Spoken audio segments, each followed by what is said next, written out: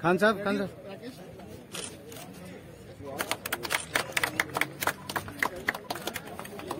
चलो सर।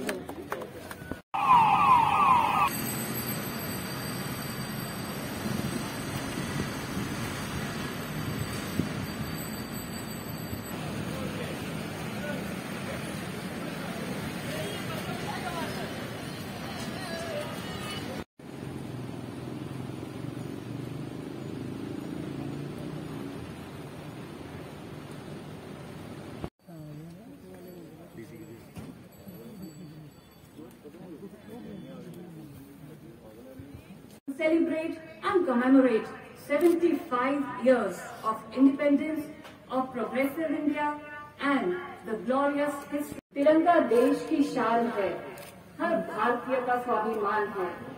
यही है गंगा, यही है हिमालय, यही हिंद की जान है। 3 रंगों में रंगा हुआ ये अपना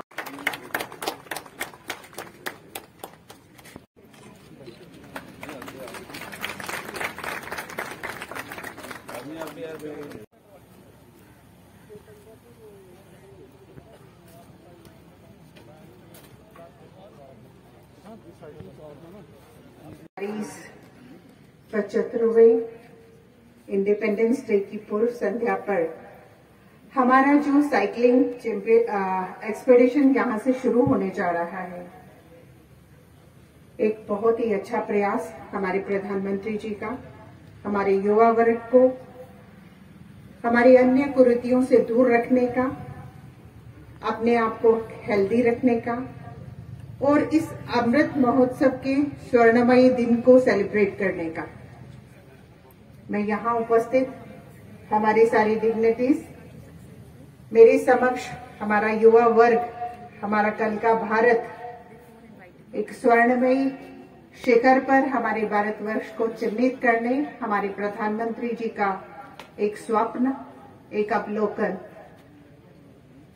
मैं आभार व्यक्त करती हूं अपने प्रधानमंत्री जी का, जिन्होंने युवा वर्ग को एक दिशा दी है, एक नई दिशा, एक स्वस्थ दिशा, एक स्वस्थ भारत की कल्पना। Madam Purnima ji, deputy Jammu, additional DG Jammu, deputy commissioner madam, municipal commissioner, SSP, other officers and organizers of this event. बहुत मुकद्दस दिन की तरफ हम बढ़ रहे हैं, जब हम 75वां आजादी का दिन मनाएंगे। और इस दिन को मनाने के शुरू में ही हमें सबसे पहले उन शहीदों को श्रद्धांजलि अर्पित करनी पड़ेगी, जिन्होंने अपनी जानों की आहुति देकर इस आजादी को पाया, और उन शहीदों को भी जो इस आजादी की हिफाजत के लिए लगातार बॉर्डर पे और देश के अंदर कुर्बानियां दे रहे हैं।